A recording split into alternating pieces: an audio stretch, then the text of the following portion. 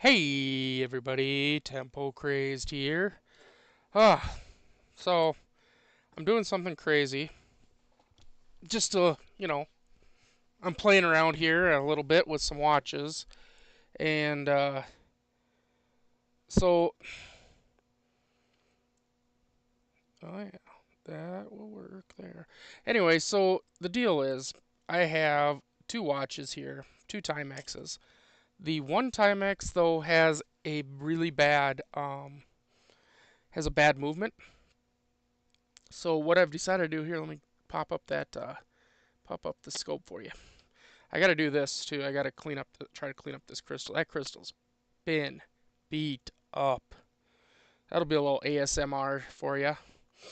But here's the one dial for this one. This is actually really nice. Here's 71. Very nice looking dial, but unfortunately the movement that goes with that dial is bad. And now the thing is the Timex really didn't change a lot about stuff that they did. A lot of the dials and movements and cases and stuff really didn't change. So here is a 75 with a look at that pattern too. That's really cool, like a woven pattern. But it's also got the date on it. And I do have this movement, and it does work, and it's an automatic movement. And I've checked everything. Seems, I guess there's only one last thing to check is to see if the back of the automatic movement will fit on this case. And oops, hello.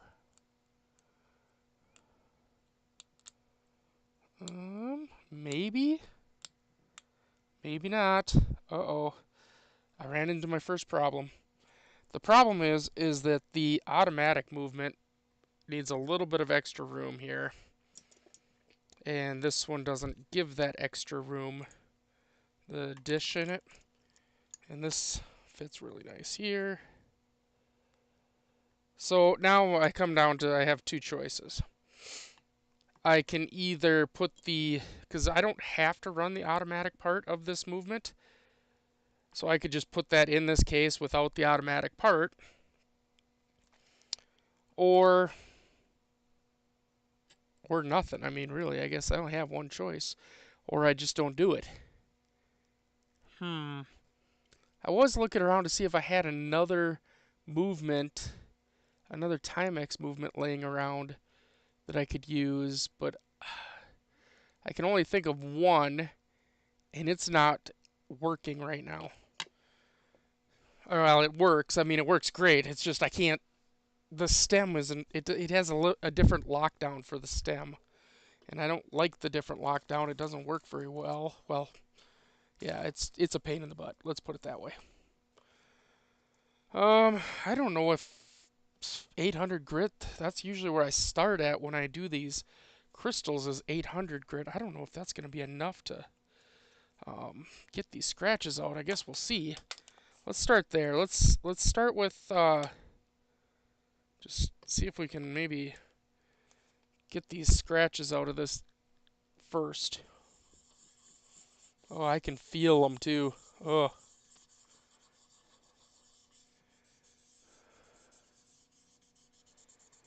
And so the way I'm going to tell if I got all the scratches out is I'm going to go one direction, kind of like the band, one direction.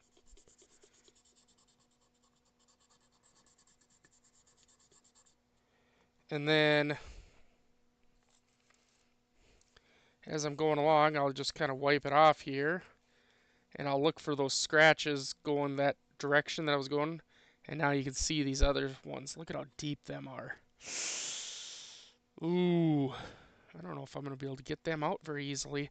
I might have to step up my game to well, if I can find the rest of my sanding sticks. I was just thinking I might have to step up to like here they are. Oh, well, there they are everywhere now. Perfect. Should be easier to find, right?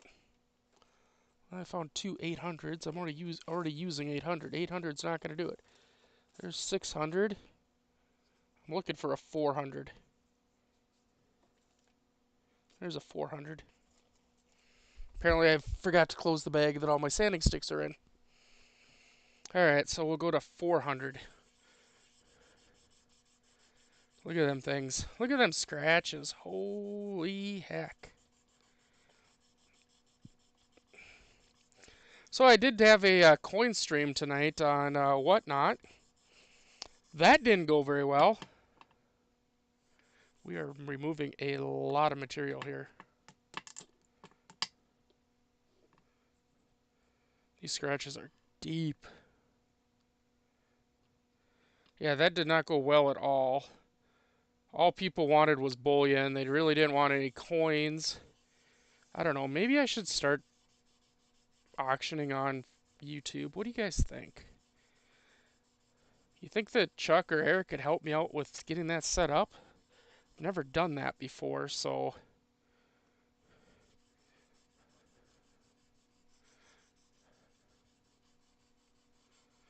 I just don't know. Because I do have some really cool coins here that I'd love to sell some people. I got a 1917 Denver, 1917 Denver Indian head. That's a semi-key date. It's like a $40 or $20 coin. I ran it for, in the condition it's in, I should say. I ran it for $10 tonight on my stream, and nobody was interested. All they cared about was bullion. I don't know that I sold a single coin even. Craziness, huh?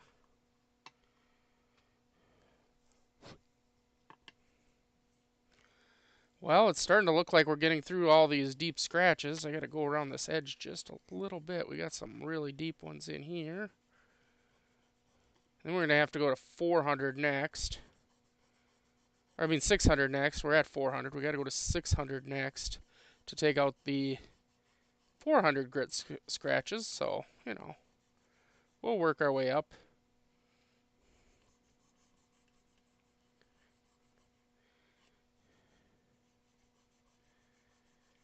We'll get there eventually, maybe.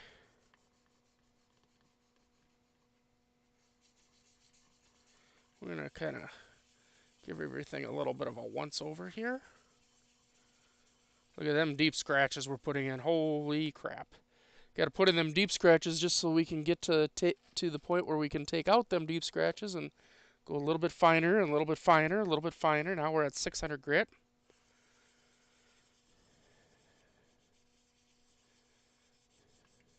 And again, I'm going to go in one direction here for a little bit, and that'll also help me determine if I'm pulling out the scratches that we just put in.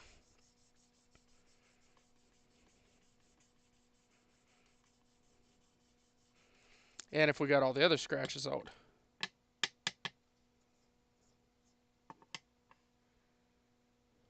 Well, I see a few in there still. I'm not going for perfection here. I'm going to tell you that right now.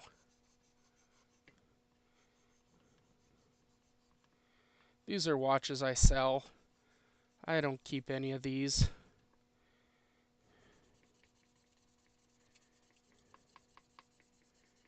I mean, I have my own watches that I keep, specific ones.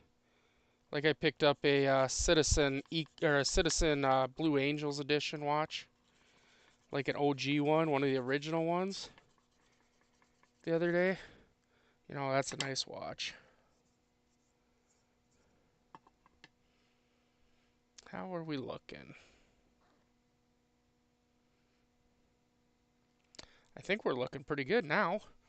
Now I think we should be able to go into the 800 grit and do it with wet sandpaper, which will keep this dust down quite a bit and make it a lot easier to see what's going on.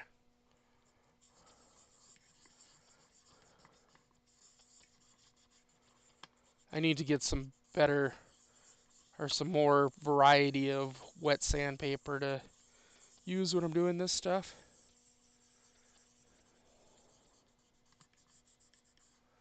But yeah, this is, I don't know what I'm going to do here because I was hoping that that back would fit on that watch case.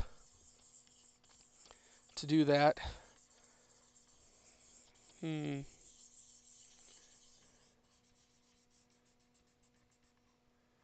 But it did not fit, so I guess, I don't know.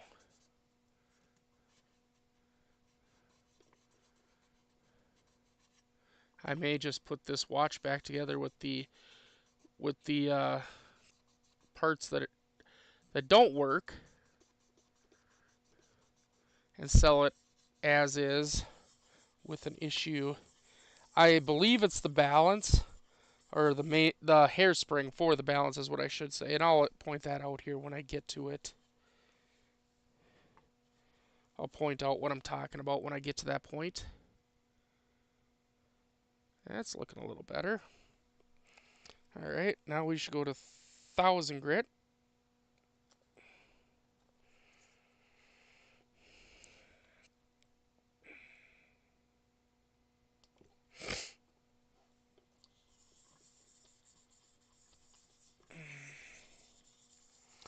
I see there's nobody in here. That's okay, though. I don't mind. When I do live streams, it's nice because I don't have to do as much, I don't have to do any editing, which is the best part about live streams. I don't worry about editing at all on my live streams. And also that video that I had put up got corrupted and I cannot get it back. The one that I put up before, for those that were wondering.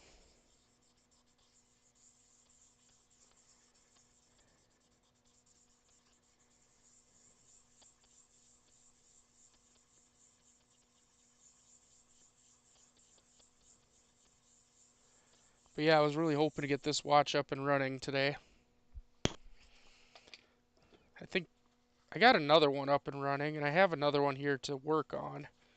So we'll probably take a look at that here in a minute too. Alright, let's go to 1500 next. Yeah, no, I sold all my parts and pieces and stuff for these watches to somebody else, and so I don't even have a case to put the other movement back inside of, because I'm pretty sure I sold that thinking that I didn't need it. And then all of a sudden I looked and I found this automatic movement with this beautiful dial.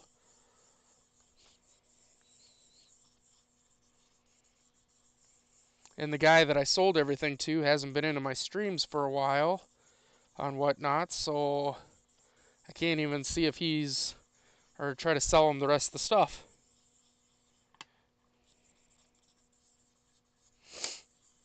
I do have another watch here that's a customer watch I do need to work on soon too. But in order for me to continue making money and selling watches, I gotta have watches to sell. So I gotta do this stuff, you know?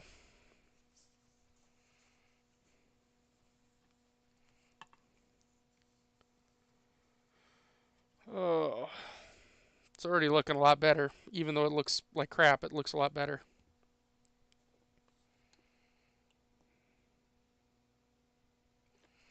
Wait till we get the lens all polished up here and stuff at the end. That's when we'll see the real shine of it. I was thinking about trying to use flits and then using the Dremel tool today. I don't know. Because I use flits polish for polishing cases when they're really, really bad.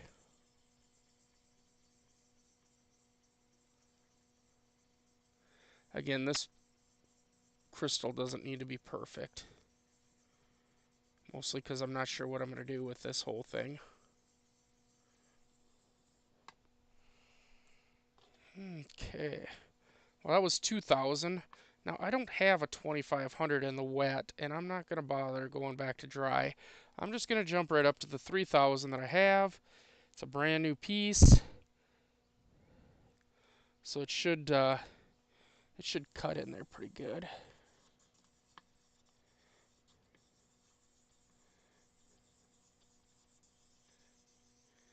Besides 3,000, it's like using, I don't know, like a brown bag basically on there. It's not really gonna do it doesn't do a whole heck of a lot. It just kind of knocks down some high pieces.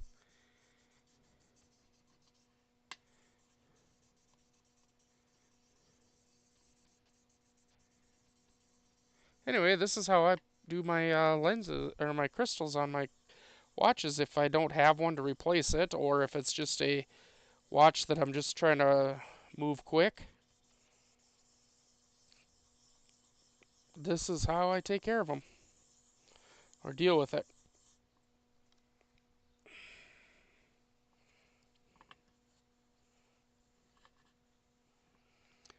There you go. Even there, just after doing 3000 grit, look at how much nicer that looks. That's, I mean, yeah, sure, it's a little foggy, but I mean, it still looks a lot nicer. I just made a mess with flits. Flits everywhere. Oh well. It's fine. Now I need to find the end of my Dremel here. There we go. Huh? Let's get that into that flits. Move it around a little. Yeah. Yeah. Okay. Here we go.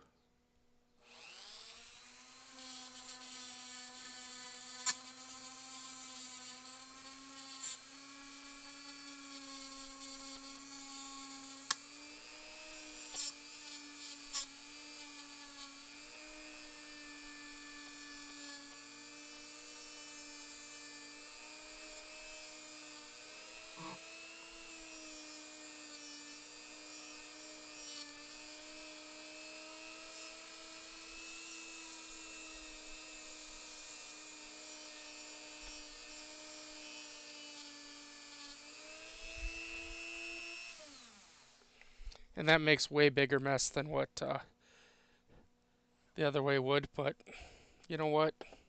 It's fun. Like hairs, little hairs from that thing everywhere. But normally I don't have that problem because I normally don't do it right here. I normally do it away from my area, but all right. Now, grab a polish rag and finish the polishing. Oh yeah, that's already looking much better. The inside needs some good polishing here. Hold on. Let's move the movement holder out of the way.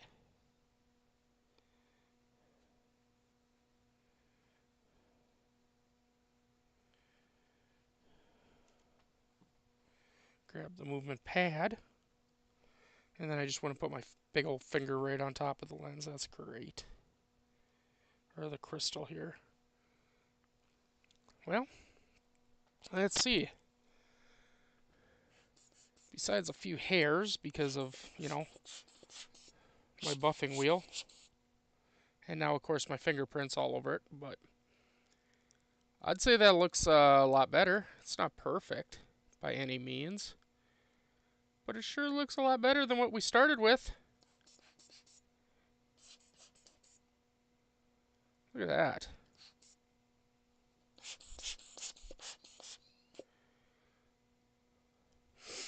So, see, you can take a crap crystal like that, and you can make it good. And if you want to spend even more time on it, you can really make that thing shine and be just crystal clear like that.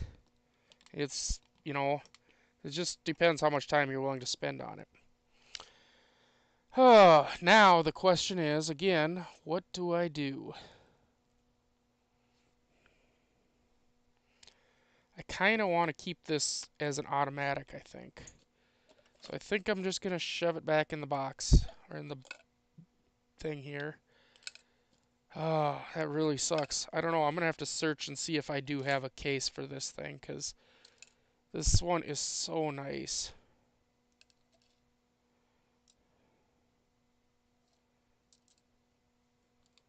It really is.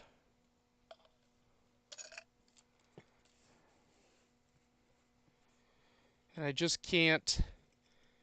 I can't see myself just throwing it onto anything, and if I can't have the auto movement, I'm sure I might have the case somewhere. I don't know. I don't know why I would have sold just the case without the back even. Yeah, you never know. Alright, well, so I'm going to show you what's wrong with this other movement here, and maybe we'll play with it a little longer. I've been messing with it for a while now. Snap this crystal back in here. Maybe without my press. That'd be nice. I said without the press. Nope, not going to go.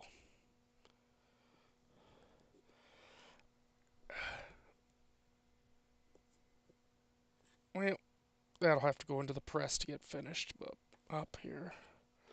But here's the movement that I've been talking about. And you see this, let me pull the scope down in there a little closer for you. You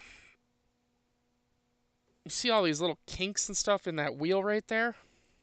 Or in that little spring right there, right here?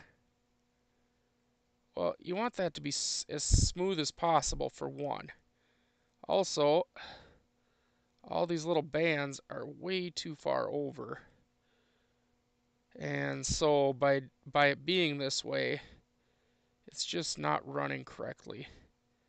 And I've been trying to kind of bend it, ease it back over where it's supposed to be, and bend everything back where it should be. But it's been a process. And like you can see that little fold right there in that one. But that's why it's not running correctly. And I don't have, I mean, I do have another balance, I guess. But these are a pain in the you know what to take apart and put back together. So, unfortunately, I think this is going to become a parts watch until it's going to sit somewhere until I can find a new movement for it. Unfortunately, I just don't have a choice. I don't want to throw it. I mean, it's a nice watch. But, so what I've done here, so I could quit writing on all my damn bags, is I got some of those tag cards things, and I just write down what I'm working on it. So this is a 1971, and how you can tell is those last two digits right there, 71. 1971 Timex. Those are also catalog numbers and stuff, so you can actually look up exactly what kind of watch it is. Needs a movement. So that's what we're going to put on the little card. I'll put this stuff, usually I'd put them in a little box, but I'm kind of out of my little boxes right now, my little containers. So I'm just going to shove them in here. Shove them in the hole. They'll be fine. They're not going anywhere. Set them off to the side. And then hopefully I'll get another Timex coming up here at some point that has, you know, significant issues a different way. And I can put this onto it.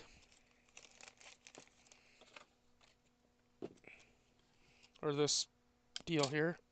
What the heck? I must have thrown the back into the other bottle. With the other movement, because I don't see it now. Do you have two backs in you?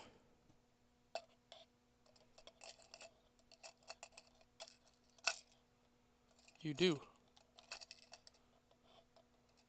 You do not belong in there.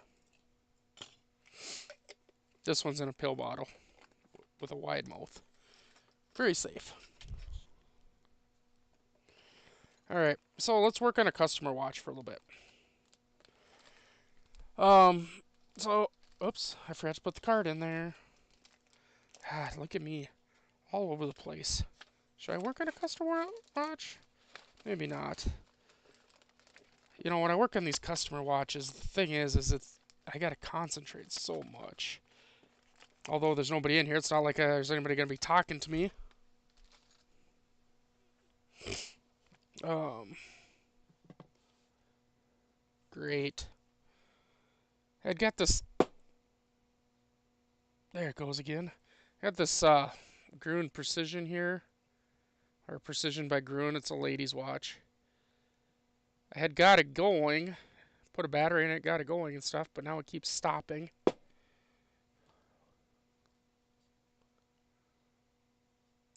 There it goes again.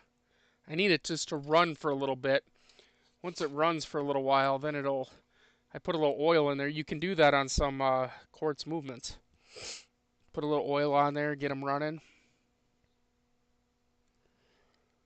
Um, let's see. Here's a watch that I was working on earlier. Let's see if it's still running. Is it? Wow, it is. Look at this thing. And it's keeping really good time. This is a Westclox. That's a beautiful watch.